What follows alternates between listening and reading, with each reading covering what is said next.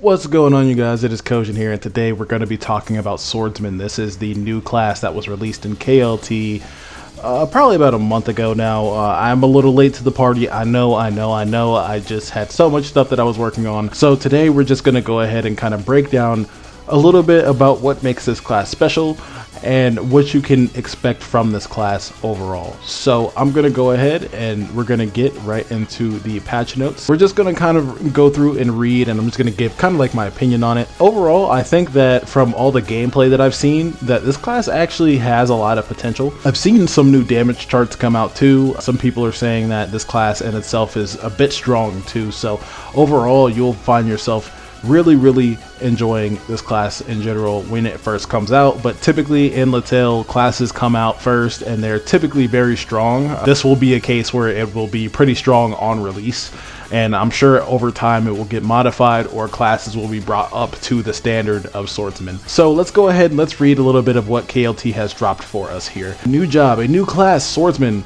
has been added. First job, Swordsman, the sword that turns coincidence into inevitability. This sword led me. The child in the dark street wanted to move forward, and the child happened to hold the unclaimed sword in his hand. Small light grew in his arms. I thought of it as an opportunity and started taking small steps out, drawing a world where everyone welcomes the light together. The child overcomes himself with a sword. I am determined to protect everyone. In this way, a street child becomes a prosecutor and experiences the world with only one belief and a single sword. Man, what the backstory, man. It seems like this class was for the lost children of LaTale. You just kind of have that one guy who was that loner, and he ended up being the strongest guy. It's kind of like an anime kind of based thing, but honestly, it's cool. I enjoy the backstories that they give these classes overall. My favorite obviously is Agni. Really, this class has a lot to offer, I feel like. So let's see what it says here for the second job. Second job, Sword of Hope. I just cut out what's wrong. The world did not welcome a child with a sword.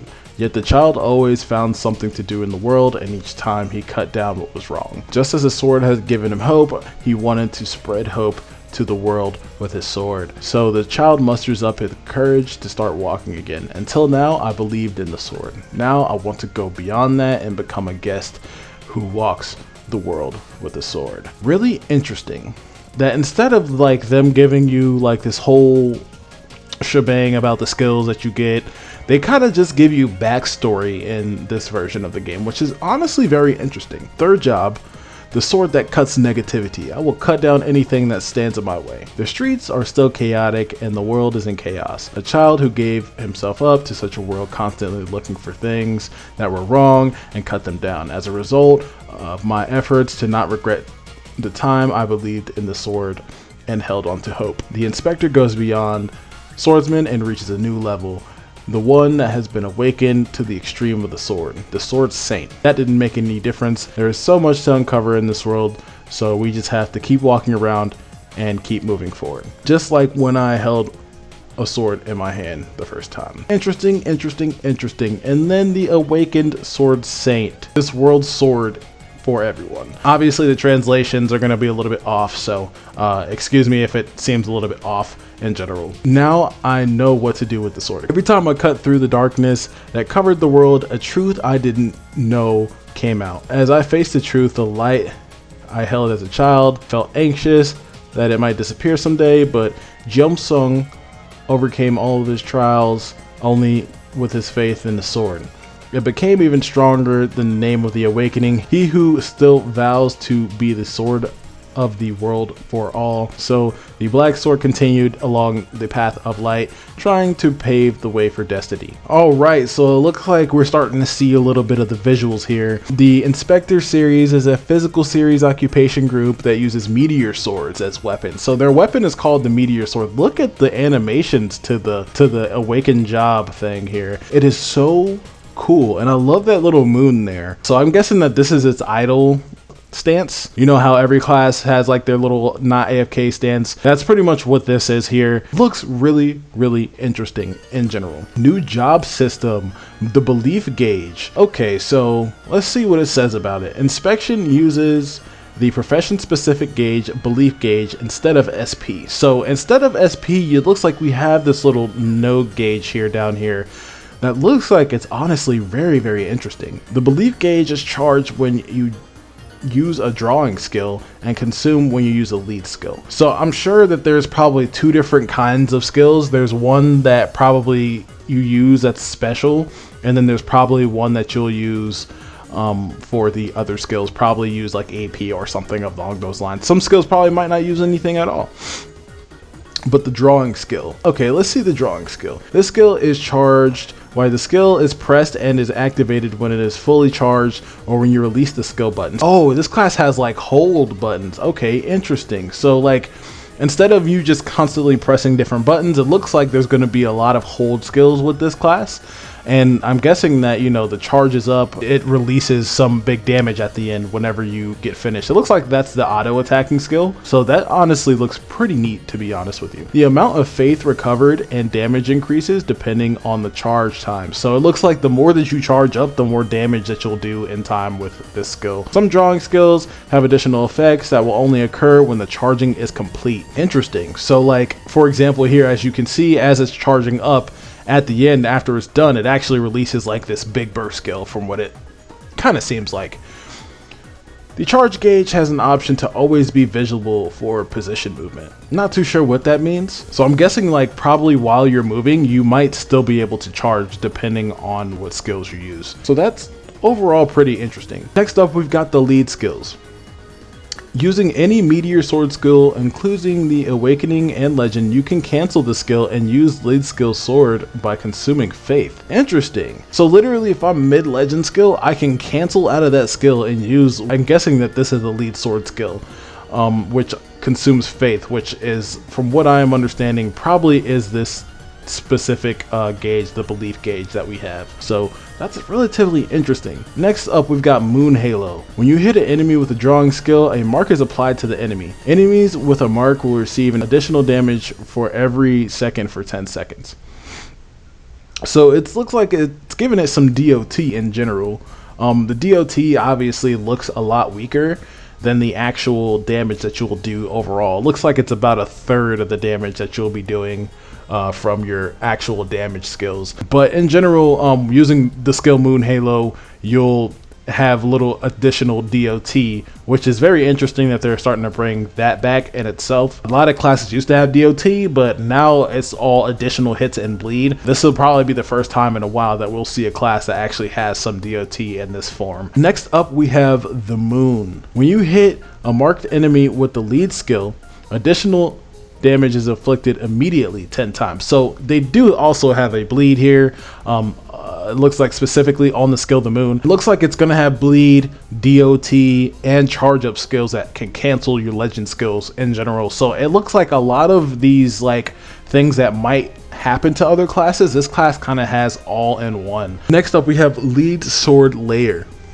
Using a meteor skill other than Dew Stab or Flower Strike, a mark will be added to the character's above head to indicate the enhanced lead sword is activated. Okay, so it looks like here after using this skill, there's a mark that pretty much pops up, and whenever that mark pops up, that will pretty much give you the enhanced lead skill, which, as you can see here, as we can go back to the lead skill, pretty much these skills can be used on a much more powerful basis based upon if you use the mark or not. So if it has a mark, you will get an enhanced version of this skill. That's pretty much what it all breaks down to. It actually shows you here, when you use the lead skill according to the mark, the enhanced lead skill is activated. So you want to be sure to use these skills often while you're trying to get into your lead skills. So in general, somebody I believe also made a list on KLT of what the best EXP classes are. This is the pretty much what the overall consensus is with KLT and the EXP farming dungeons. We're just going to do a quick breakdown. I'm not going to get too in detail with all the classes. I just wanted to really talk about where the class kind of ends up on the list in general. So obviously in tier 1, we already know the best 3 classes to do XP on are Rania, Blade Master, and Star Seeker. And then in tier 2, which pretty much are classes that are pretty strong, but just in general kind of fall just a bit short. The classes that they have there are Highlander, Wendia, Archmage, Gatekeeper, and Hero Sword. Then next up is tier 3, which is where the swordsman falls. He's literally at the top of tier 3. The reason why I think that he's here is probably because he has a lot of AoE, but the charge times probably kind of keep it down a little bit. So overall, I think that this is probably a decent spot for it. For those of you guys who have been keeping up with the swordsman content, I'm sure that you'll probably know a little bit more than I do. I'm trying to keep as much of it down as possible until I get to that point in myself. I'm super interested in the class, so I just kind of read a lot about it and just kind of go from there. But in general, looks like it's sitting at the top of tier 3, and then next up it is Hero Spear, and then we have Demigod, and then we've got Phantom Mage, we've got Maestro, then we've got Windstalker Dagger. This is Savior, this might be Savior 1-8, I'm not too sure. And then there's Black Anima Katana. So there's a lot going on here. If you guys want to look at the list, I'll put all the sources to all this stuff down below in the description, just so everybody can kind of have a little bit of an idea of what to expect in general from this class. So it looks like in general it's going to be fairly decent for EXP. It's definitely looking like it's hitting top 10, huh? Like it's number 9 on the top 10 list, which is very good. A lot of classes are way below that mark, and it's not even competition. So typically the classes that are in the top 3 tiers are typically the best classes for doing EXP overall, and it looks like they update this list quite frequently. So I'm enjoying everything that I'm seeing so far. I'm hyped. Anything else that we expect from this patch I'll probably talk about in a later date, but right now this is really just about swordsman and what this class has to offer overall for the game. I think that is going to be very, very cool. I think that there's a lot that this class will have to offer, and in general have them feel like it's a new and really good addition overall. So I'm happy to see it, and I'm sure that there's a lot of people who also are excited to see it as well. We're going to start to delve a little bit more into KLT, stuff like that. But in general, I have a bunch of guides down below. I did top 10 list for EXP, best subclasses, main classes, some awakening guides and stuff like that. We're working on a lot of stuff here at the channel, but so far we've got a lot of really good guides out. And thank you guys for all the support lately. It's been a blast. I know that it's been a little bit boring here in NA, so I'm trying to bring a little bit of vitalization into things that people can hopefully be excited for. And me personally, this is one of those things that I'm super excited for. We probably won't be seeing this class for probably about another 6 months, in my opinion. They just dropped this class in KLT about a month ago, so given about 5 months now, we'll probably see this around the beginning of next year, if I'm not mistaken. Typically they drop at the beginning of the year anyways, new classes that is, so hopefully we'll be seeing it relatively soon. There's a ton of stuff that happened in this update too that we'll definitely cover in another video, but right now I think that as far as Swordman goes, you will find a lot of really cool things with this class. And if you guys are looking for somebody who's actually played a lot of swordsmen, I'm not going to really mention names here, but a lot of Korean players do play it. I will link some live stream links down in the description below if you are looking for actual gameplay of the class. But this was really just to kind of talk up the class and pretty much inform a lot of people of what they do with the class in general. So overall, I think that this is really neat. But last but not least, I do want to talk a little bit about their skill build. Just for people who are going to be looking for this, this will just be pretty much for future proof and what people are doing with these classes. So we're going to go ahead and let's see what we've got here. So just looking straight up at the bars, it looks like they have their own little special setup here on the side where I'm guessing that these are your automatic attacks or something along those lines. You won't really have a lot of buttons. It'll probably have a lot of buttons similar to like Blade Master or something like that, you know.